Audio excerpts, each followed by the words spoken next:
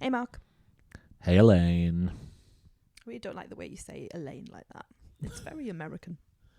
Also, you don't ever say my name, so it's weird to hear my name. I think that's the other thing. Nor do you. What do you mean? You don't say my name either. I do. I say it when something has gone wrong, and in times of great tragedy. And when I'm in trouble. Yeah, that's what I Mark. mean. Mark. Yeah. How are you doing? I'm okay. Have we started yet? Yeah, we have. Okay, right. I pressed the Okay. button ages ago. Oh, I didn't realise. I thought you were just... thought we were was still just doing a chatting sound away. test. Yeah, yeah. I wanted to talk about Crufts, which is my new favourite thing to watch For the weekend. for the weekend. And I didn't even know it was on until our friend Julia, hello Julia, friend of the podcast, Hi, Julia. always listening Thanks to for us. that. Well, yeah, thanks for that. Always listening to us when she runs, gets the stats up. No, I'm more bothered about the... See, I like Crofts, but I could live without it. How very dare you? It's been the If we- pinnacle of my evening for all 48 hours. Thus the problem. If it went past and we didn't celebrate Crofts each year, I wouldn't be devastated. But you do love the dogs. Okay, there's 3 things I like about Crofts. You're going to have to name them now. What? The 3 things that I like. 1.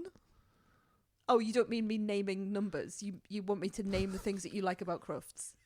Yes. You want Can me you to name the guess? number of the 3 things that I like about Crofts? Well, I thought you wanted me to go in 1, No, like no, in no. Bullseye. No. No? The 3 funny things about Crofts. Oh no! See, this is why never put me on the spot. It's not one of my strong points. You like the, you like seeing the dogs come out and being what? You like seeing them in the ring. I don't care. You like the fly ball game where they run up and down and grab a It's ball. not the and come funniest thing back. about it, though, is Oh it? no! I hesitate to think what the funniest thing is. Funny things. When the commentator refers to the dog as a bitch, just funny. Not funny. When a dog has a poo somewhere. I don't think I've seen that before. Do you think The it's winner off did it camera? The winner did it one time when the camera was on Okay, it. Right. When a dog is quite obviously a boy dog, and it's white. There have Yes. been some rather spectacular boy dogs. I have to, and it has been quite funny. Yes. And it isn't funny, but it is funny, and we're very tired. I think the tireder we are, the funnier it is. It comes from. I think this whole boy dog thing comes from one of Blake's TV programs that he likes. This is not going to sound good, but carry on. Where there is it's Yakady, where it teaches kids how to speak. Yeah. And they teach how to say dog, and it's just repeated pictures of dogs. Some of them are very obviously boy dogs. dog. Yeah. Yeah. So we just say boy dog whenever it comes on screen. Sorry, when you say it. Yes. You say Yes. boy dog. Boy when it dog. comes on screen. It's quite distracting. Yeah, and similarly with With actually, but the Crufts. funny thing is, because it is so obvious quite a lot of the time with these special breeds, there's not many lady dogs in the arena, and so when you do see a lady dog, it is quite a bit of a like, oh, there we go, there's one. It's very boy dog heavy, I find. It's not very gender neutral or equal.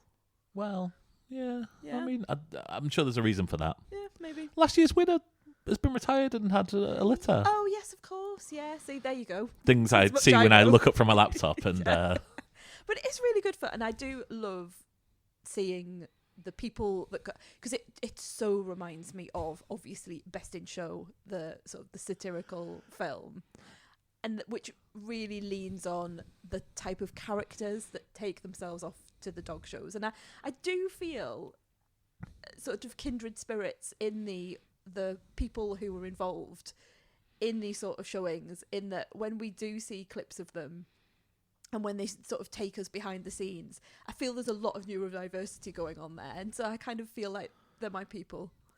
I think they found their thing. Yeah, it's their special interest. What sort of dog would you like to be if you were a dog? I'm sorry, am I 7? Yes. Which group would you want to be in? Because there's lots of different groups. There's like the toy group, the utility group, the working group. What kind of dog do you think you would be? What was Schnorbits? I don't know. I don't know who St. Shorbits Bernard. is. A big St. Bernard. I Yeah. think that's right. Yeah. I think I would want to be a gun dog. You're not. You're not a gun dog. You're not a gun I'm dog. like an Irish setter. You're not an Irish with setter. a beautiful glossy red coat. No. You are one of the toy dogs. Yeah. Eric. I knew it. I was going to stop it there and I was going to move on to telly. And I knew you were going to talk about Eric. Eric was a Pekingese. Did he win a couple of years ago? I can't remember. If he didn't win, he won the hearts He won the hearts and minds yes. of the general public. And he was this very, very low to the ground, very small dog that you said, and you were spot on with this, looked like a pan au chocolat, but like waddling along. Like a little waddly pan au chocolat. Yeah. Absolutely brilliant. Had his hair too long. He's gorgeous. Anyway, a Pekingese and a St. Bernard. That's brilliant. Not a couple that I anticipate seeing anytime soon. No, but it might be the title for this week's podcast. Watching television. 2 shows for TV. Let's start with Mr. and Mrs. Smith on Amazon Prime. I hope this hasn't passed everyone by. No, I think people are still talking about it. I mean, I'm probably going to be proved wrong. Everyone listening going, what? That was years ago. See, I've not heard many people talk about it. That's the other thing. I think a lot of the TV podcasts I've listened to have been talking about, and also like going back to it because. Yes, but I'm talking about real people. I was talking about people who I work with and friends. Oh, okay. Oh, you mean the general public in inverted commas, not people who love television? Yes. Okay, fair enough. So this is a reimagining of the 2005 film. Oh, good guess though. Yeah. Starring Brad Pitt and Angelina Jolie. That film. Was that the film that launched Brangelina? That's why I'm saying that film. Yeah, that's where they met and had an affair. Was he with... I know this isn't really relevant. Was he with Jennifer Aniston before that? I think so. I mean, it's been such a long time. Even when I'm saying had an, I'm thinking, oh, was it where they met and things got a bit... Yeah, anyway. It's when it all kicked off, isn't it? It's when they were together on screen. Starring Donald Glover and Maya Erskine as 2 hitmen who are...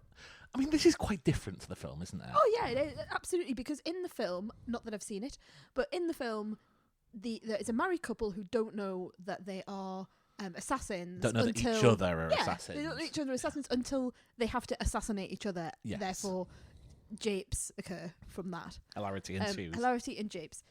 With this, you're right, it's a very, very different setup. You've got 2 people who don't know each other who are then married or have... it's set up that they have a marriage. Yes. And they both know they're assassins and they're sent off on various tasks to complete.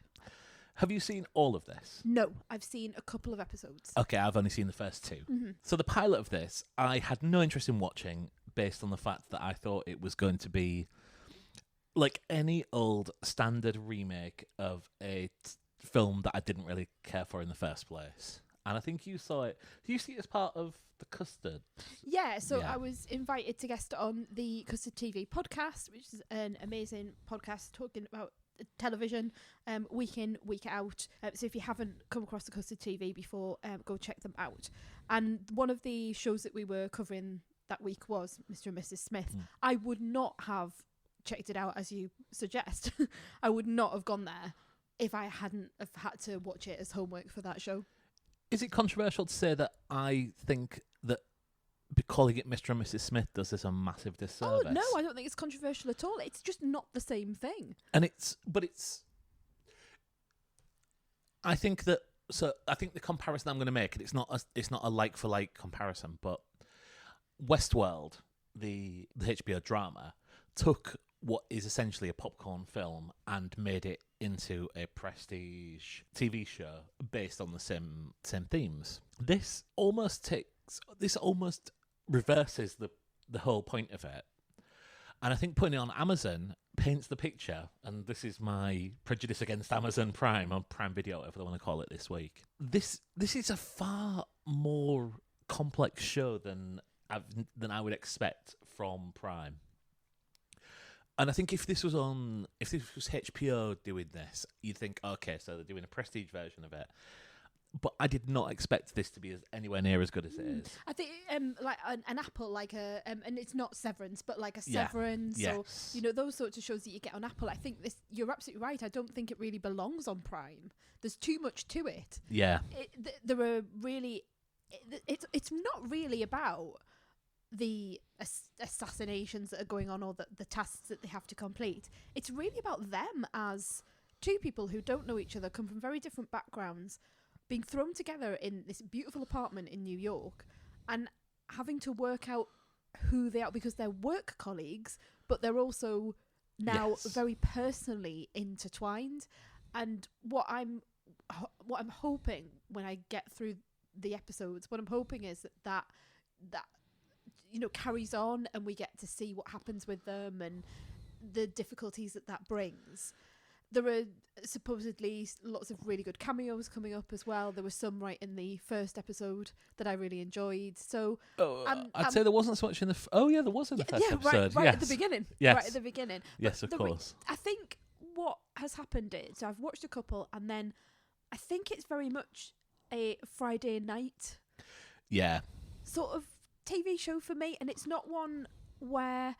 And that sounds like it's going to be throwaway, but it's not. It's not one where I can sit on a Tuesday night and go, oh, do you want to sit Mr. and Mrs. Smith on?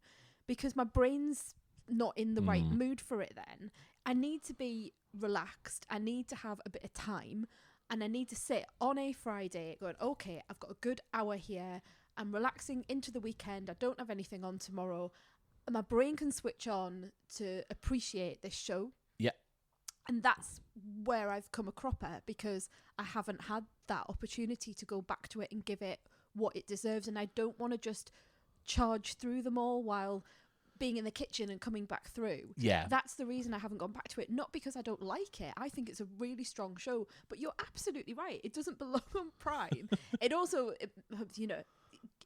Prime is so clunky, isn't it, as well? Yeah. It takes 3 hours to find anything. And even when you've watched it, you're like, I've just watched it. It should just be there, waiting for me, the next episode. So that puts me off as well. It almost feels like it's tucked away in the corner of the television somewhere. Absolutely, yeah. But yeah, I really liked it. You haven't said whether you sort of liked it or not. I know you said it's a different thing. I mean, no, I think it's brilliant. I feel this was made... There was a pilot made, and then it got greenlit, and got greenlit with a budget. And there are people, because there is a cameo of a very famous person in the first scene, like a cold open of the first episode. Wouldn't surprise me if that was shot after it was made, because once you get to the second episode, boy, do the Hollywood stars start turning up. And I'm not going to spoil who it is, but I mean, there's a next door neighbour that just pops up who, major film star, and then they go to a party to fill out a mission, and oh god, people popping up left, right, and centre there. So it's very glossy, isn't it? Yeah, it feels really expensive and glossy. Yeah, I mean, I'll stick with it. I mean, it in some ways it reminds me of a Poker Face. Yeah. Okay. In that it's episodic. It's episodic, but there is a theme that runs through it. Lots of kind of like small cameos of people that you know from other things. Yeah, I mean, look, if this passed you by, really, really check it out. I mean, a lot of people got Amazon just to get next day delivery. I know we quite often do. We do cancel it from time to time, and then we get something and we find out it's cheaper to subscribe for a couple of months than it is to buy it. So yeah, it would just happen to have it at the minute, and I think we'll definitely work through this. Now you want to talk about. I want to say Shogun. You're absolutely right. Yes. It is Shogun. I have called it Samurai before now. I know. Do you know anything about Shogun? Do you know the book that it's based on, or the 1980s television series that came out before? Do you have any knowledge? Oh, fuck. Is it a remake of that? Yeah. Yeah, I remember Shogun. Yeah, oh, really? Do you? Yeah. It's so funny because when I've been listening to the podcast, there's a lot of people doing episode by episode reviews, like the spoiler specials. Yes. They're doing those and they keep talking, and it's mainly the Americans. They keep talking about this 1980s, I think it's like 1984 little mini series or something that was on with Richard Chamberlain. Yes. And I was like, I have no recollection of this whatsoever. And actually, I'm quite pleased that I don't have that baggage with it, and I've never read the book either. Yeah, because it stars Toshiro Mifune, who was one of the guys who worked with Akira Kurosawa. I only know that because I was watching Redbeard today on my lunch hour, and was like, and then I was like, so I'm sure I've seen him in other Kurosawa films, and so he's been in everything else. And yet now I look, he's been in Shogun. So yeah.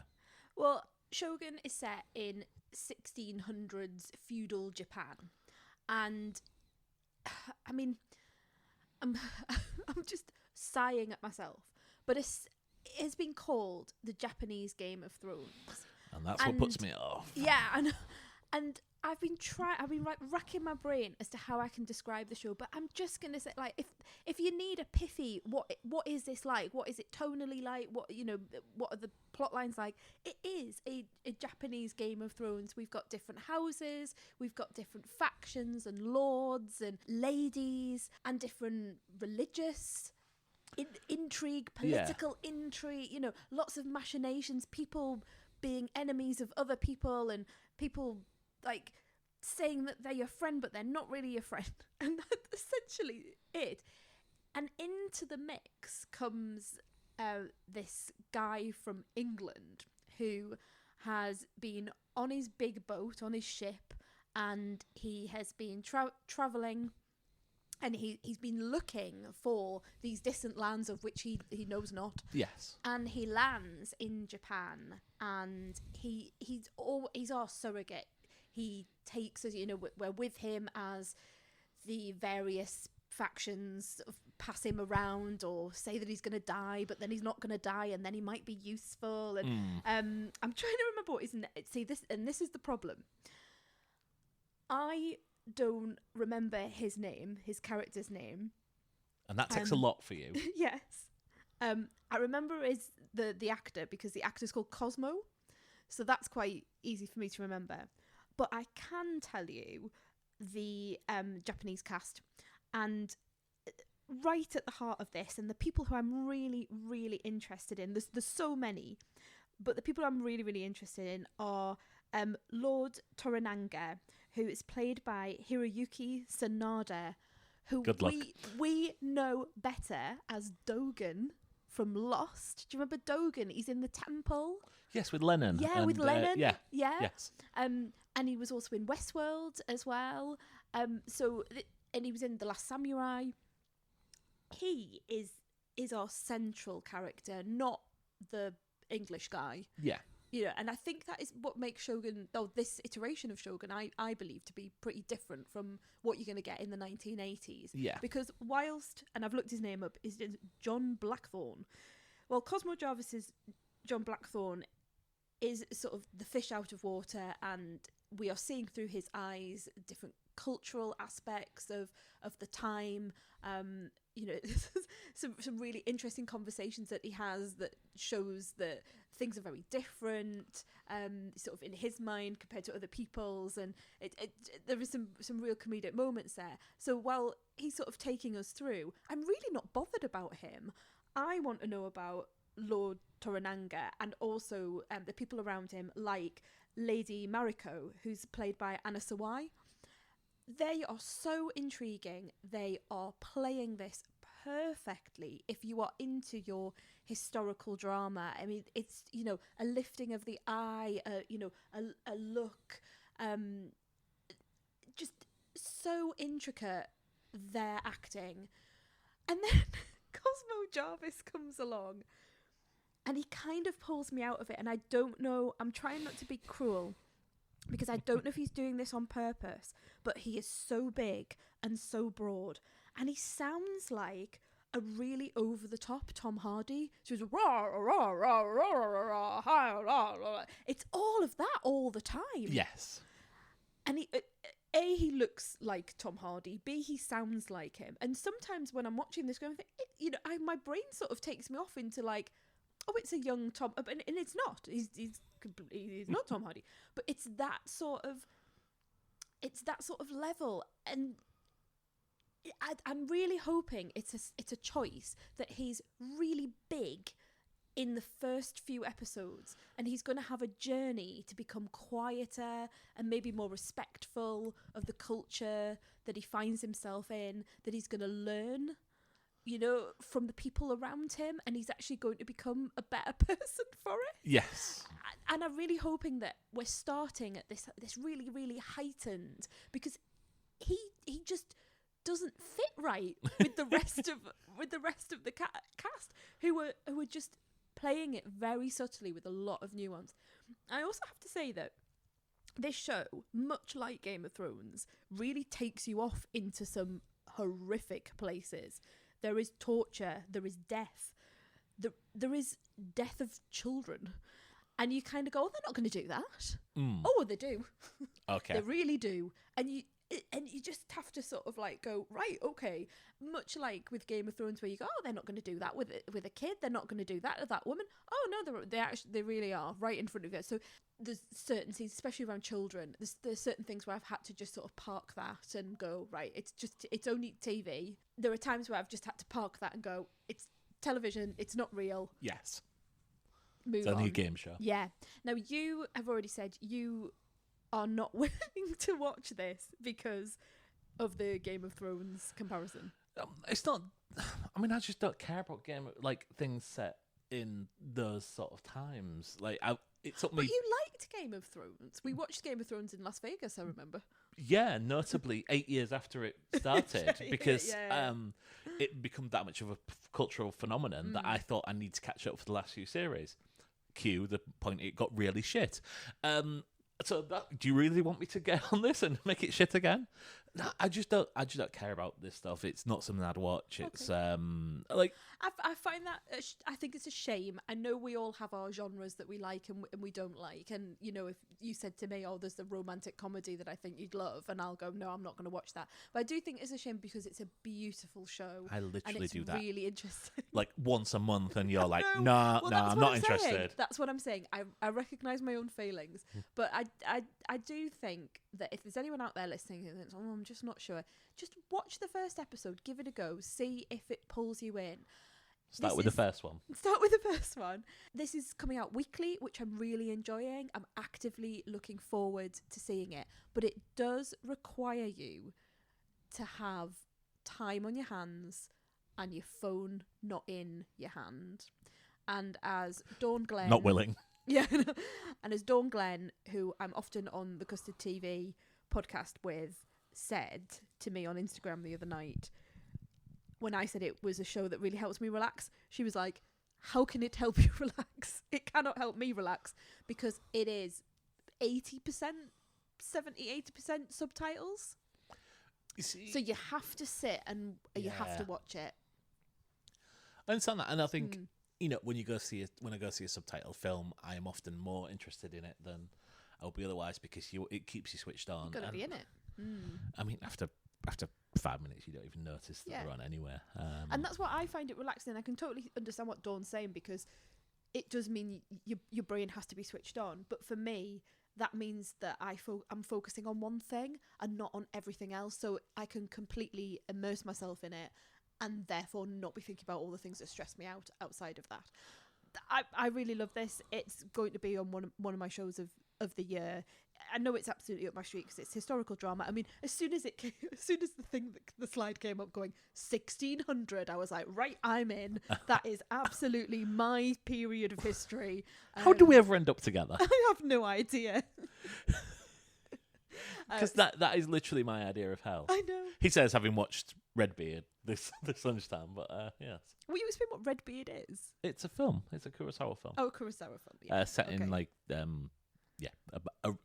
Which I don't really know. So when was it set? Because this is not interesting given this conversation that we've just had. Yeah, but I feel I want to watch that. Okay. Oh, so you just want to watch it. It's not that you have a complete lack of desire to watch anything set in ye olden times. No, just things you recommend. Just things I recommend.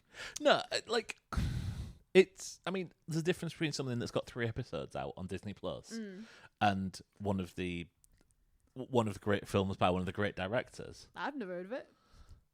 I mean, that's not. That doesn't narrow it down, does it? Oh well, shall we talk about films that people might have heard of? Saturday night at the movies. Who cares what picture you see? When you're hugging with your baby, last row in the balcony. Films. Having took a little break to watch the was it the Utility Group? No. Working Dogs? Working Dogs. The working group. Was it the working group? Yes, Yes. it was. The working, Okay. That's why I've just said the working group to you. Yeah. Oh, Working Dogs. Yeah. A lovely big Leon burger. Got best of breed. I want to cuddle that dog. Best of breed? Best of, not best of breed. They're Best of already gr- best yes. of breed. They're the best of the working dogs. Right, we just need to get on. Madam Web. Thank you. Oh dear. Oh no. I mean, is this a surprise? No, not at all. And I said to you, why are you going to see this? Because the reviews have not been great. I think people have been having a really good time because Dakota Johnson, who is the lead in Madam Web, Yeah. has had a very amusing time in her life where she has clearly gone into the press, all the blurb that you have to go into where you go into the hotels and people are asking her questions all the time. And she's just gone into it and gone, I don't care. Fuck this. I'm yeah. going to say what I like. I Yeah. think she said at one point that it was not the script. The film was not the script that she was given. I So, imagine yeah. that to be the case. Yeah. So this is part of the Sony world of Spider-Man villain sort of thing. Right. I mean, I don't is even there know. there's a special phrase for it, isn't it? Is it like Wank films, yeah. something? Spunk or something. Spumf. I've got no. I think that's Yeah. an Empire Yeah, podcast. yeah. But there's creation, something where but- it's like an acronym, isn't yeah. it? But Anyway, Madam Web was never anything that I've ever heard of. never heard of it. Never heard of Morbius, and that turned out well. So, Well, to be fair, I know we never heard of it, but I hadn't heard of the Guardians of the Galaxy, and I love that Yes, film. precisely. So you can't be too sniffy with it. But yes, it's not something I was aware of. this is a period piece set in 2003, which is quite weird. Thinking, well, that's just that's not Few a years period ago. piece. Yeah, it's like a film in the 80s being set in the 60s. So, Wow. yeah, it's quite So depressing. old, so old. And this story of Cassandra Webb, who is a paramedic whose mother died in the Amazon, having been bit by a spider. I mean, I'm just losing the will to live And I'm already. taking it the mother was pregnant at the time of the Yes. biting. Right. Yes. Yep. Okay. Yep. So Cassandra finds she might have some mystical powers. I'm going to say now, it's really tough to go into a film that has been criticised this strongly and have an objective opinion on it. Absolutely. And I tried to look for the positive. I don't think the direction was bad. S.J. Clarkson did it. She's done a lot of sort of superhero work, and obviously she's done The Defenders, the show that brought together Daredevil and God, what's her name? Jessica Jones, Luke Cage. Okay. and- Yeah. and I Iron remember Fist. that was Yeah. happening on the telly. Yeah. Yeah, and I think she's fun. I think, look, of all the problems with this film, the direction is not it. There's actually quite nice shots of on location in New York City, like like Magic Hour and stuff like that. Lovely. The script is just fucking awful. I mean, it's logic game after logic game, and I'm not going to go through and point out everything that's wrong with it because it makes it obvious. Like, but people just make decisions that people just wouldn't do. So she comes along, these three girls that, for reasons that are absolutely fucking ludicrous, are in trouble because someone's after them. And those girls are played by Sydney Sweeney, Isabella Merced, I think her name is, he's best known for being Dora the Explorer in the live-action film. Great. And Celeste O'Connor, who I think was in the Ghostbusters film. Okay. Yeah. The Oh, one- yes. yeah. I think maybe Finn Wolfhard's sort of love interest in the Yeah, I In think the- so, yeah. in the film. Yeah, which is an awful way of describing someone, but that is the only way I can think of. I think she worked in like a diner or something like that. Yes. They play three girls that don't know each other but are drawn together by someone going after them. Someone in question, the villain of the piece, is played by Tahar Rahim, who is best known for A Prophet, Okay. which is a great film. What the fuck he's doing in What's this? he doing I in don't this? know. It seems like a bit of a switch. I mean, it's been. I didn't notice it, but having read reviews, it's constantly referenced that he very rarely speaks while his lips are being shown, which Right. indicates that his part's been massively rewritten. Okay. Yeah, he has visions of the future where he is seeing his death and therefore has to hunt down these three girls that may or may not in the future. It's absolutely fucking ludicrous. It's badly plotted. Some of the superhero costumes that you see in this, in the flash forwards, make the... I've often said that the girl in the Cineworld Unlimited advert in a superhero costume is a shitty superhero costume ever created by man. That's now gone. That is now gone because there's 3 in this that are just fucking ludicrous. And then the ending happened, and my jaw was on the floor by just how ludicrous everything is. I will say that there is some things that link this film to the Spider-Man world. Mm-hmm. There are some characters, and you know what? If you don't want to know anything about Madam Web, just fast forward a couple of minutes. Cassie's co-worker, played by Adam Scott, is called Ben. Ah. And he is about to be an uncle. Oh, no. And we meet his sister-in-law, played by Emma Roberts. And I'm like, why is Emma Roberts playing this minor part? Yeah. And we have a little joke about what they're going to call the kid. And it's like, and then they get cut off. And so I'm like, what's this? And he's just met someone new. And he has a conversation with Cassandra where it's like, oh, yeah, I met someone new. It's like, oh, what's she called? And he shuts up and won't say her name. I suspect her name might be May. Could it be Aunt May? All of this passed me by, and I just like, why was this so clunky? This is very weird. This is really with clunky. Adam Scott. Does this mean that like they were having an affair and she's now pissed off that he's met someone new and that's why they're talking this way? Looking back, it was the most obvious reveal, but somehow this managed to pass me by. So that's how Mark's stupid in films. Oh dear. Look, this is 1 star, 1.5 star. I will say it absolutely flew by because I had such a fun time laughing at it. And I think this goes back to things we've said a lot of times. I'd much rather see a bad film than a boring film. Absolutely. I would watch this again 100 times over something like... I'm trying to think of a film that I was indifferent to, and the only one that's come to mind is The Batman, which... Okay, right, fair enough. But I'd watch this 100 times over The Batman. Wow, okay. Don't go see this. No. It's shit, unless you really want to have a few beers and just have a laugh at a film's One expense. on the home end. Well, I mean, no fucker else has gone to see it. So, Well, yeah. I mean, there were 3 people in my screening, and that was opening weekend. there? So, Wow. yeah. Do you know what film I've been waiting to talk to you about? Oh, is it the Iron Claw? Yes, it is. Yeah, me too. So this is the story of the Von Erich family, who were the big superstars of Texas wrestling in the 70s and 80s. And safe to say that in an industry ripped by tragedy, the Von Erich story stands out above all else as being one of the most tragic stories in wrestling.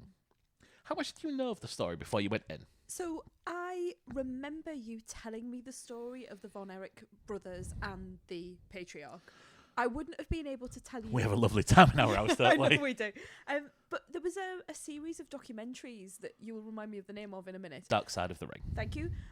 That talked about, as the name suggests, things that have gone on in wrestling that aren't necessarily as positive as we would like. So people's personal issues and family problems, and the way that the industry of wrestling and the world of wrestling can sometimes exacerbate those issues. Yeah.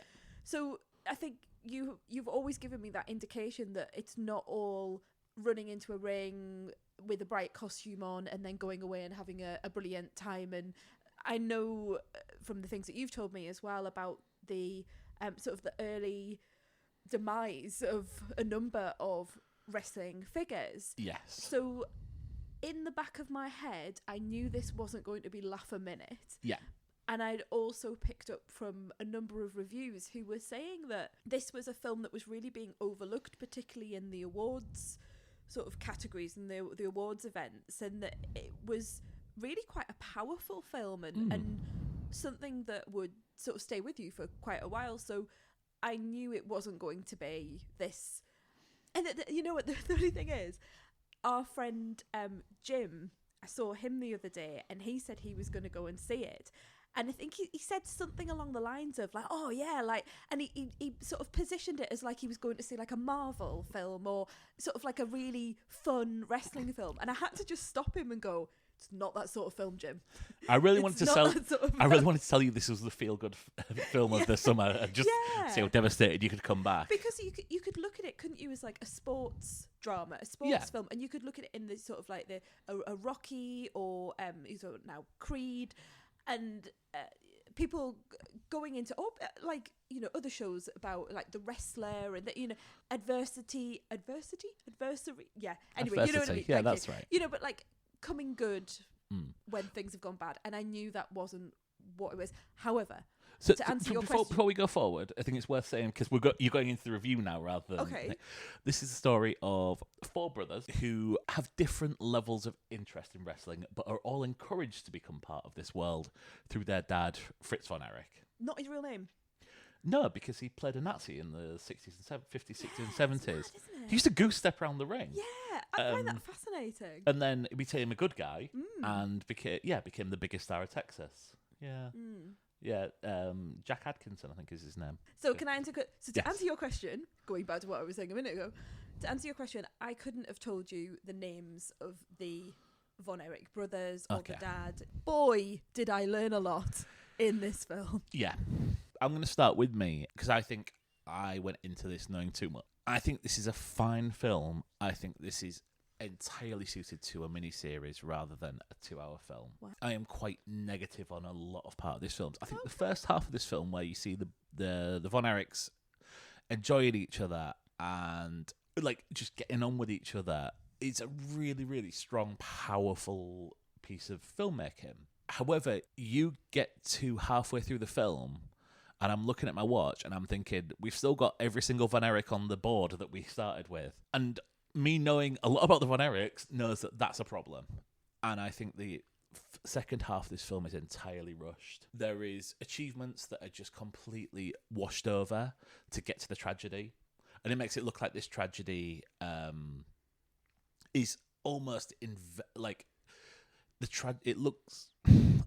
Major parts of this are sort of tacked together, and of course we have to for time, but there is a really shocking piece of filmmaking where someone has had an accident. There's a reveal. Yeah. And that is played like it's 2 seconds after Yeah. they get the greatest achievement. It's not. It was like there was years after this. Okay. And there's actually quite an interesting story about when you get your greatest achievement, What then happens? and then it's taken away from you, because that's exactly what happened. And of course, they couldn't necessarily fit all that in. Look, I'm going to say now, there is a character that's cut out of the film, a 5th/6th brother, depending on how you count it. And I find that incredibly disrespectful. This is a young lad who is no longer with us, and if you listen to interviews with the director, they say, "Oh well, it was just too much tragedy." I'm going to say now, and I might be out of order here, but I think that's absolute bullshit. I don't think that's the reason. I think the reason that Chris Von Erich is not in the film is because his story is virtually identical to Mike Von Erich. And they are virtually exactly the same path, and I think narratively it didn't fit in with the story. And that's the only reason I can understand for someone not to put that in there. I think there's a scene at the end of the film which I've seen listed on best scenes of the year. Okay, yeah, I know what you mean. I find absolutely the biggest distaste I've ever seen. Okay. I could talk a long time about it. I think it's not only incredibly cheesy, I think it pays entirely the wrong message about what happens to some of these characters. And I think it glorifies things that really, really should not be glorified. Does that make sense to you, having seen the film? Totally. I find it fascinating because you have come down on a very different side to me, and I wonder if this is a question of knowledge influencing your feeling on the film, because this is definitely going to be in like my top 5 films of the year, and I can't remember whether it came out last year or that, it's that, I think it's this came year. out It's last this year year in this America. country, Yeah.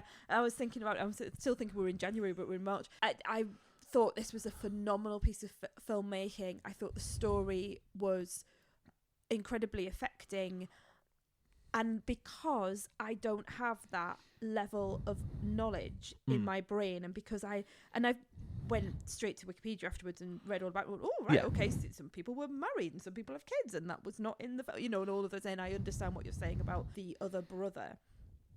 I could view it as a piece of filmmaking, as a film, rather than a documentary of the brother's life.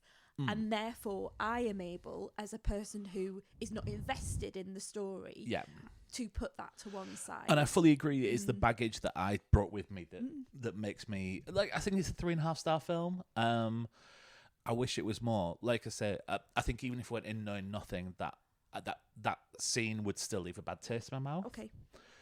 I also feel it's quite fun from Kevin to who do you want to play you? Oh yeah, I'll have Zac Efron playing you, please. Zac Efron, yeah. Yeah, he's involved with the. I mean, Zac Efron. I mean, but all of them as well. All of the actors involved playing the Von Erichs, and actually, who plays the matriarch? Maura Tierney. Yeah, Maura Tierney. She is phenomenal in a very quiet role. Yes. As a woman who has no agency in her own family, because the father figure is so dominant, and also lots of things to say about religion as well, and the fact that she relies on her faith rather than perhaps protecting her children. I really loved it. I thought it was phenomenal. I think it for me it was a 5-star film, but that is because I viewed it as a film and as a piece of art rather than, as we've said, something that comes from reality. I mean, he's not been mentioned at all in when I've seen reviews of this, but I really want to shout out Harris Dickinson playing David Von Erich, who is the guy who comes in who is pushed over his older brother and I think it's really, I really love how they show that Kevin Von Erich is not the natural in front of the camera, and then David Von Erich comes in and absolutely steals the spotlight, which is what happened in real life. Like, you can watch, like on the WWE Network, there's shows from 1982 that I've watched that you can see that David is the boy, and then he goes off to Japan, and let's face it, I don't think it's much a spoiler. He doesn't come back. I'll tell you, you know what? I was saying it was a 5-star film, and I tell you what nearly took a star off for me. Oh no. Ric Flair, the very, very known wrestler. Even I knew who Ric Flair was, or just had an idea of Ric Flair, was before I even met you. Even in the name. And there is an actor that plays Ric Flair, and they're only on for a few like tiny little bits. And it was the worst acting I've seen in my life. And, you just think, why have they chosen this guy to play Ric Flair, who's so recognisable? Yeah. It was like getting someone who was the complete opposite of Hulk Hogan to come on and play Hulk. Do you know what I mean? Like, it just didn't work. It was like a high school kid doing an impression of Ric Flair. That's exactly right. And I think the other people who they've got to play are the other wrestlers. So Harley Race appears someone quite early on, and they've got a guy who looks probably not the age that Harley Race was at the time, but looks just like Harley Race. MJF plays Lance Von Erich. Obviously, he's been cut out of the film completely. Lance Von Erich was, when there were less Von Erichs to take on the Texas territory than there previously had been, Fritz decided to bring in external wrestlers as cousin Lance Von Erich. Fair enough.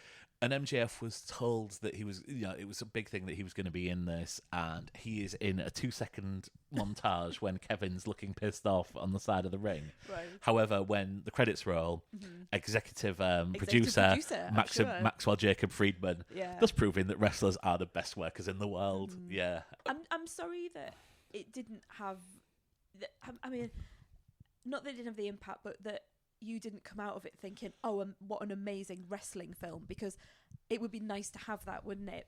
But I don't think it should take anything away. I think it's just that. Oh no, this is the baggage that I bring with me, and I fully admit that. The other thing I'd say is that I know more about this than most people. Yeah. There's still wrestling fans that I know have gone to this who've really enjoyed it. Not all of them have listened to about a 20-hour podcast series about WCCW through the ages, World Class Championship Wrestling through the ages, as told through the eyes of the Von Erichs.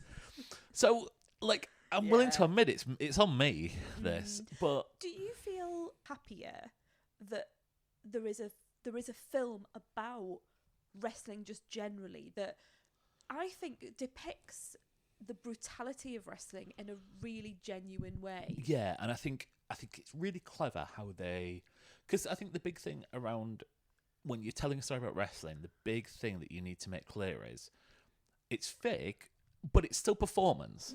And if I wanted to be an actor tomorrow, I wouldn't be starring in Marvel films within a month. It's a fake business, but your success is based on You how have good to you be are. You have to be. You're a sports entertainer. And I think the Sports. conversation that Kevin has with Lily James's character really, really tells that well. So yeah, no, I'm always happy when wrestling is. I'm always happy when wrestling's in the mainstream. It's normally for bad reasons. Not always. Yeah, Yeah. But I'm always happy when wrestling breaks through in popular culture because it brings eyes onto the business and it does legitimize it because, as we've said before, a lot of people roll their eyes when you say you watch wrestling. So and I think it really showcased the sort of the local wrestling scenes, and obviously we've got a really strong local wrestling scene in our vicinity, and I thought it really shone a light on the hard work that goes into that scene to bring people to the door week in, week out, to put on a show where you're being flung onto the concrete floor, where things can go wrong, where you're having to sort of go, right, you do this and you do that, and I'm going to spin you here, but don't leave it too long because I've got to do it. And that week in, week out, on a show, and also the business side of it as well. You see the Von Erichs sitting upstairs in the big hall or the gym, sort of counting the money, working out what, do we sell, do we do, I really enjoyed that side of it. And also like the television rights and things like that. And obviously it was many years ago, but you could see that coming through now of like, what about the local wrestling, I wouldn't call them federations, but you know what I mean? Yeah. The local wrestling, what would you call them? So at the time they were territories, right? Because wrestling was territorialized. Nowadays you would call them companies. Yeah. But yeah, I mean they were the big three that were on national TV.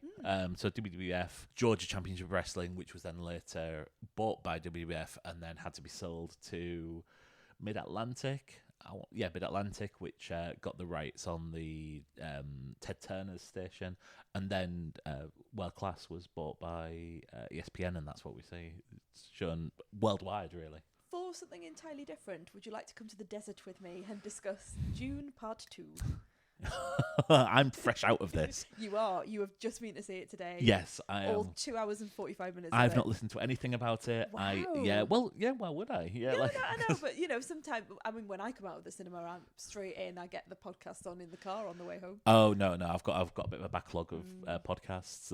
Yes, I went to see it yesterday. Yeah. So we are absolutely fresh out. My cinema screening was very busy, and I went to an IMAX, which cost me £15. I'm really sorry to the lady who was meant to be sitting in seat C16, because I was sat there thinking that it was B16, and only when someone came and stood sort of kind of near me, and I realised they were hovering, and I thought, why are they hovering? And then went and sat a couple of doors down. Did I realise I was in completely the wrong row? But yeah, this was busy. It was people had their popcorn and their snacks, and the row behind me was full. All the way up the back. And you can tell because I was right near the front, which I normally can't do. That's tough in a IMAX. It really did creak. I had to do because it was in one of those seats that you can tip backwards, and I literally had to tip it all the way back so that my head was at the right angle to see the screen. Do you want to do a quick rundown of the plot of the Dune films? Well, look, I did the Iron Claw. I'm not going to be able to name any of the names. Okay, so Paul Atreides. In Dune Part 1, we meet the Atreides family. Leto Atreides, Paul Atreides, father and son, and Paul is sort of like the heir to the dukedom of the Atreides, and his mother is Lady Jessica, who is part of a group of space nuns, effectively called the Bene Gesserit, and I probably said that wrong as well. And I didn't quite expect you to start here. Yeah, I know. Maybe I'll just go. They have to move. They have to move from their planet. Right, we're not doing a full rundown of the film. No, what I'm saying, they have to move to a planet called Arrakis, which original name is Dune, and on Arrakis. What? Why are you looking at me like this? On Arrakis, this is where the Harkonnens are, the big bag Harkonnens led by Stellan Skarsgård, and the whole reason that Arrakis or Dune is really, really important to their world is that there's this substance called spice, that kind of floats around in the desert, and that is what powers some sort of space travel, essentially. I mean, I don't know the ins and outs of it, but anyway, everyone's very excited about spice, and everyone wants to mine spice, and if you're in control of the mining of spice, then you're doing really well. But it's all a trap. And the big bad emperor, who we do not see in part 1, has set it up between these two warring families, the Harkonnens and the Atreides, to sort of try and bring them both to heel by making them fight. The Harkonnens attack the Atreides in Arrakis, wipe everyone apart from Lady Jessica and Paul out. Paul and Lady Jessica go into the desert, and where they meet the Fremen, who are the original... Indigenous people? Yes, the indigenous people of Arrakis, who are initially suspicious of them because obviously they're outsiders, but at the end are sort of showing the Lady Jessica and Paul the way of the Fremen, including some massive worms that live in the sand. There you go. Maybe we should have read out the IMDb summary. I can see the Robs have got. See why the Robs do that now. This is why. If you listen to the movie Robcast, which you should do, the Robs read out the IMDb summary, and that is the right way to go, because otherwise things like this happen. Anyway, part 2. We're still in the desert. How did you find it? This film isn't for me, is it? Oh, is it not? Was part 1 for you? No. Okay. No. Like these lore-rich. Yes. Wibbly wibbly, the Atreides films where I feel I need like an appendix of glossary of terms next to me at all times. The hacken de being and the wanky de boog and the I'm a rat from the thing, but I'm called the davming, and I just want to shout out, just fuck off. Right. A lot of through this film. I mean, that's interesting when you're in one of those massive screenings that you went to today. What did you go into? What's it called? I went to see it in Screen X. Screen X. Wow, not Which Twitter. Is where you get the screens down the side as well that show. So it's sensory not the best. overload. I'm not a big fan of them. It worked for the timings for me, and I've got a pass for Cineworld, so it was only £3 extra. I mean, you would have been like the desert would have been all around you then, down the sides. Yeah. I mean, wow. It's not the worst experience. I think the problem is sometimes you are drawn when you first go see it. Because I first saw the creator in this, and I think you were drawn to just look at it, and I don't think that's what it's there for. I think it's just there in your peripheral vision. Okay. The problem with it is that there's a slight timing issue between the so obviously it's 5 projectors. So there's the standard projector, then there's 2 on each wall. And if you are looking for it, you will see that the picture changes like a split second different. That would absolutely drive me mad. Well, it's not, because you just get used to watching the film, and it's just the peripheral vision. But the cameras do switch on, the side things do switch on and switch off during the film, much like the IMAX. Okay, And I don't know if you noticed that the IMAX goes on and off. No, I didn't notice that at all. Okay, so that's interesting, yeah. But it's fine. It's a fine way of watching big films like this. And I this wouldn't. is a big film. Yeah. It's an epic. I think this is an incredibly well-made film. I think this is... it's visually, it is beautiful. I just don't care for these characters or this plot. And God, they've elbowed even more characters in this. I mean, Florence Pugh turns up in this, which, like, one of my favourite actresses, and she does fuck all. Well, I don't think she's integral at this part of the process. Oh, don't get me started on that. No, I thought that might be where we were going, but we'll save that for later. Yes, she is there, but has not much to do at this stage. Christopher Walken just sits there with his, like, he's got a watch up his ass, smuggling it out of would it be Vietnam? I can't remember where it would have been, but in Pulp Fiction. God, I mean for 2 hours 45 minutes, then were you just sort of thinking, this is not for me, this is not for me? No, I'm thinking, God, that's pretty. That's this is really pretty. At no point did I care what happened. Okay. I think Zendaya is sold quite short by this film. Don't agree. Oh, good. Okay. Yeah, well, we'll come back to it in a minute. And I think Timothée Chalamet does not. I personally don't think he has the presence of the character that he turns into during this film. Like I said, visually it's great, but it really lacks any stakes. Yeah, I don't understand the motivations of a lot of the characters. I think it's safe to say. I think it's brilliant. And I'm completely the opposite in everything that you're saying about Chalamet's characterization of Paul. I think you see a real growth in the character throughout the whole of this film, particularly when you compare it to part one, where he is just the young Duke in waiting that doesn't really want to be the Duke, and he's very young, I think, in part one. Whereas this, you see a real development in him and his thought processes of who he is and who he could be. And I actually don't think of him as Timothée Chalamet when I watch this. I think of him as Paul Atreides, which is really nice. I thought Zendaya's performance sort of pulls it all together. She's real. The crunch point of all of this is that you are going with her. So when he's going off in some strange directions and sort of like religious fanaticism, she's there to pull him and you, to speak for you, to say, this is not who you are, or, so, I'm not quite sure what you're doing. So I'd agree with it at the beginning and agree with it at the end. There seemed like a big half an hour in the middle where the film, to me, if I'm looking back now and if I rewatch this, which I won't, I think I might be proven to be wrong, but there is for me, there's half an hour in the middle or an hour where she just has nothing to do, and we're waiting for main event Paul Atreides to turn up, and I don't buy that character being that thing at the end and making decisions that I can't understand the motivations for. Right. And then can we talk about the end without giving anything away? Yeah, of course. Yeah. Because I was under the impression that this was a two-film series. Well, I don't think it was ever made clear that would be the case. Did you not feel when you sort of look halfway through that this clearly had more, especially with, like, for example, the Florence Pugh character, which clearly has more to do.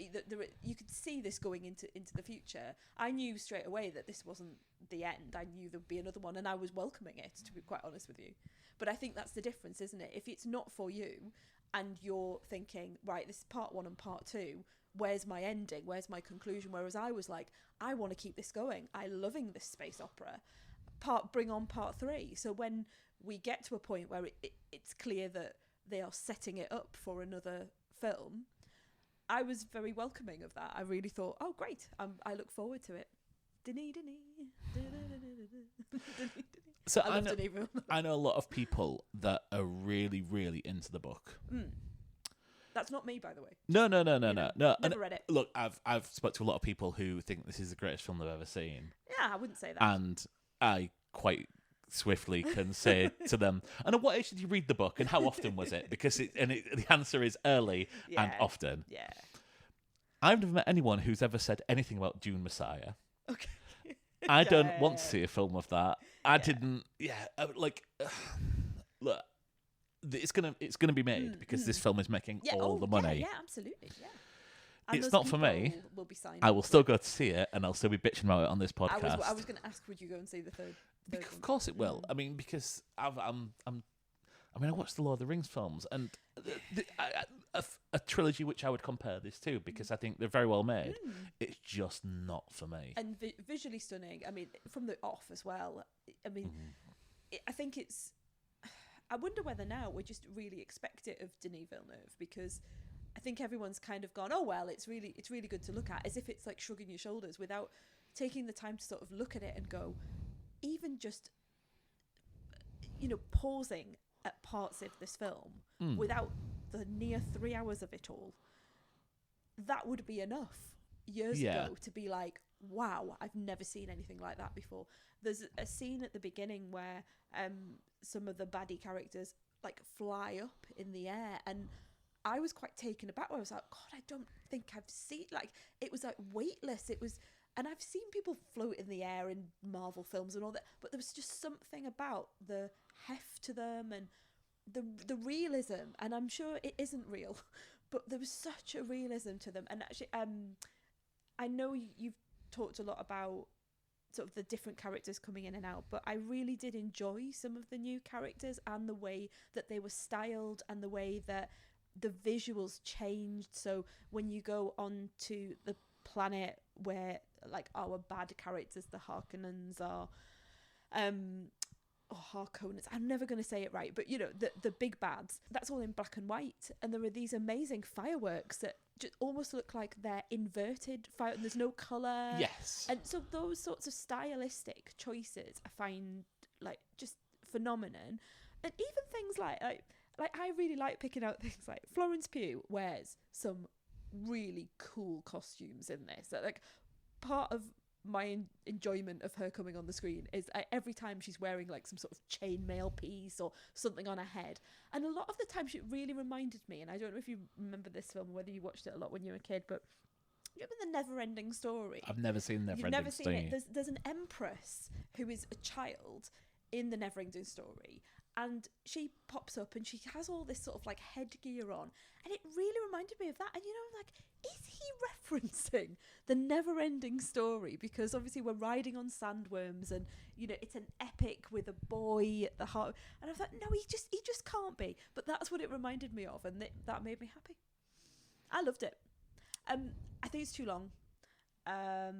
Yeah. That was the only thing. I was really, really cutting it fine for school pickup time, and so a lot of my sort of the last half an hour, I think, because I didn't look at my watch, but the last sort of half an hour, maybe 45 minutes, I was thinking, I need to get home soon. I need to get home. You know, that it was that sort of, this needs to wrap up. Yeah. So I felt the time, whereas I think if I just had more of a free day where I didn't have to do any sort of pickup, I wouldn't have felt quite so much of the pull of it. I mean, I didn't know. I had no school run to do. You had no duties. Austin Butler now playing Sting after playing Elvis. See, this is really interesting, isn't it? So yes, Austin Butler plays Fade something or other. I don't know his name. Something Rathor. Fade Rauther Harkonnen. Oh right, thank you. The Nar Baron, which is like the next. Mark is rolling his eye. Sorry, I'm doing it just to wind you up actually. And funnily enough, our friend Chris, hello Chris. Who or what the fuck is a Nar Baron? Yes, well, like the next Baron, he's like, you know, the next in line, isn't he? The Nar Baron. I'm sorry, how am I meant to know that? Just because it just is. Anyway, Chris, who got in touch with me today, said that he'd watched Dune Part 1 on a flight recently, and he had said, oh, I'm really interested with the next part to see like who Sting was playing in Part 2, and I would not have put I would not have put Austin Butler's character and the Sting together. Like, I've not seen the David Lynch, because Sting played this character in the David Lynch film. Thanks for telling me that. Sorry, I made that joke already on the podcast. I'm just working it through. That was my how own I mind. introduced it. Yeah, but I can't imagine those two being the same character. But you know, that's the world that Denis Villeneuve has created. I think part of the problem is that this is obviously a very lore-rich book. Obviously it's working for you, and I am quite surprised at that, to be perfectly honest. I feel similar to this the way that I went to see the Harry Potter films. Like, I went to see the Harry Potter film with the Half-Blood Prince with someone who was really, really into all the books. And at the end of it, she was like, oh, that's such a brilliant film, the Half-Blood Prince. And I was like, can I just ask a question? She was like, yeah. Like, what the fuck is a Half-Blood Prince? She was like, well, it tells you in the film. It didn't really give me a lot of clues. There is one little bit at the end that mentions it, yeah. Yeah. And it's just, oh, look, Snape's the Half-Blood Prince. Yeah. I'm sorry, I don't know what this is meant to mean. Yeah, fair enough. And I feel there's a lot of that in this. In that if I was reading a book, I'd be able to sort of go back and understand what the fucking Nar Prince is. And Baron. Nar Baron. Well, I got it, and I didn't read the book, but maybe Yes, it's because but that's I'm going you. along with it. You're you, Yeah, I'm and you me. have like quite a photographic memory for like bullshit like this. Thanks, Mark. And this is why when we're watching a TV show and you mention a character's name, and I'm like, I don't. You can ask tell me who it is. That's true, actually. Yeah, that does happen quite a lot, especially if it's like a big ensemble cast. You have quite a forensic like mind for names Yeah. and things like that. So I think you picked this up, whereas I just hear like blah blah blah blah blah, blah, blah. and Yeah, which I just loved. think Gurney fuck off. Halleck, Duncan Idaho, Lady Jessica. Duncan Idaho, I remember because it's a ludicrous name that sticks out. Like, what's the lead character called? Paul. Paul. You can tell this was written in the time of the Beatles, can't you? Oh, absolutely.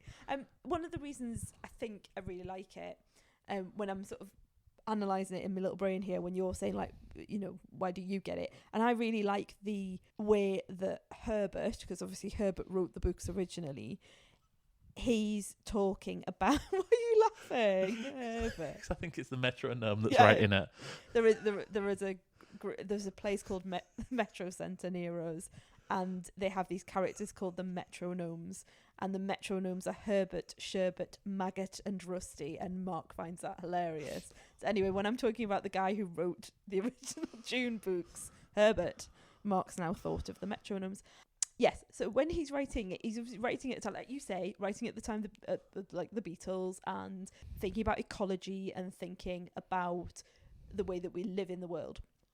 One of the things I really, really like about the film, and I'm sure the books draw on it, is the way that we look at religion and the way that religion is seeded within cultures, and how, the North doesn't really think about the religious part, but the South is quite a fundamental, like in these cultures. And is someone the chosen one because that's the truth, or are they the chosen one because people choose to believe in it? And are the signs really signs, or is it just coincidences? And I really love all of that religious analysis. That's the thing that when I was sitting there I was thinking, oh, is Gurney Halleck, like, because I'm with a background living in England, I've got a background of like Church of England and Christianity, so I'm thinking about the stories of Jesus and his disciples, and I'm thinking, oh, is he sort of coded as a particular disciple or someone who's going to betray him?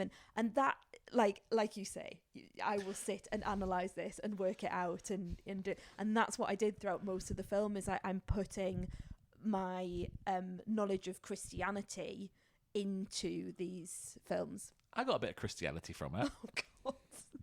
So, I mean, there is a bit where and you will probably be able to tell me, no, that's not what happened, it's something completely different. But there's a bit like where Paul is saying, oh no, I'm not the chosen one. I'm not the Messiah. And yes, and like Javier Bardem turns around and goes, that means he is the Messiah. And I'm like, fucking hell, it's Life of Brian. It's Life of Brian. Loads of people have said that, Oh, loads of it. fuck. Yeah, sorry. I knew as soon as you started that conversation that you were going to go down. But it is. He is only a humble man would be the Messiah. Yes. It's so the Life of Brian. And lots of people have made that connection. Can I just say before we finish that Javier Bardem's character is my favourite in the whole of this film. I think he's called Stilgar, if you need to know who he is. And he plays that leader role that has that religious faith, that's seeing the signs that Paul is the Messiah, and everything that he does, he's judging it and seeing it with someone who has such a deep faith, but also really funny, like really well drawn, the way that line between earnestness that we would sort of like roll our eyes at, but actual an earnestness that you can sort of laugh along with. And I just think he's really, really wonderful in this, and is really quite at the heart of the film. Anyway, that's all I have to say on Dune that you did not care for. No, look, I think it's fine. I think it's about 3.5 stars, and that's all for the visuals. But I am... Oh, we're not that far off then, because I'm about like 4.5, because I think the length sort of did me in a bit. But I'm not convinced by Denis Villeneuve as a What? Like, as a storyteller. So he's one of my favourite directors now. Right, look, shall we have a look?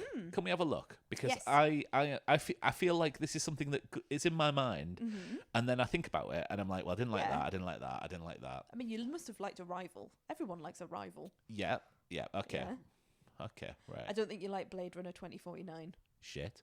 which I've seen quite a lot. Actually, I've rewatched it quite a few Fucking times, hell. and I really like that film. It gets better every time. Prisoners I like. Yes, yeah. Sicario is a film that I respect rather than enjoyed. I don't think I could watch that again. Just Do you because remember that of its weekend we went to see content. that and then Macbeth Yes, back to I back? do remember that weekend. God, that was a hard weekend, wasn't Hey, it? wow, what a lot of time we had on our hands. Ooh, what a weekend. Arrival, love it. Lovely. His masterpiece. Blade Runner 2049. Lovely. Shut up. Not you, Not sorry. me. Not you. I mean, make that clear, not you. Just the film in general. Hated that film. I'm not. Blade Runner isn't for me. For Yeah, because you don't like Blade Runner, the original, do you? for the same, probably for the same reason. Yeah. Dune Part 1 and then Dune Part 2. Yeah. Yeah, like All brilliant. he's 2 for 5 for me. I like him very much. Right then, the end. Well, thank you for listening. Thank you very much for listening. If you'd like to follow us, we are on Twitter, Yes, we are. aka X, and Instagram at Yay. The Honeymoon Pod. And if you'd like to leave us a review, you can do so on Apple Podcasts or really a lot of Anywhere different now. places. You can do star Like ratings. star- yeah. That would be brilliant. Thanks very much for doing that. We're if so you do slick it. at that, aren't we? Yeah. I feel like we've got the Twitter and Instagram bit We've going. done that quite well now. And then we're in the point where we're like just going to freestyle when we get to that. But yeah, reviews and ratings really, really do help, especially as we're coming. It's our 4th year of doing the podcast. So yeah, it would be nice to add a few more. Yeah, and we don't quit on our 200th episode, do we? Mark Gregerson, we will not put that in. I want to start a war with the Robs before they go. Yeah, but sad news that the Robs from the movie Robcast are finishing their podcast on their 200th episode, and I am devastated, quite frankly. Not being funny, like genuinely, I am devastated that is happening. And when I heard it, this is an interesting insight into our marriage. We were in bed. We were like, the light had been turned off, and I was like, "Oh, the Robs have got a new episode out," and off I tootled, put my little earphone in and listening to it, and then out of nowhere, Mark heard no. I think it was funny that we both independently messaged them, going, yes, no, and then we both messaged him saying the same thing. Now we fully understand the decision. Yeah. It takes a lot, but yeah, but we it's, are. And we do understand podcasting takes a lot, but it's I'm just very sad. I'm very sad. But let's start a podcast war before it Well, ends. yeah, you already have, haven't you? That's with your little quip there. Thanks very much. We love you, Robs. They'll not talk to us again. Bye, everyone. Bye.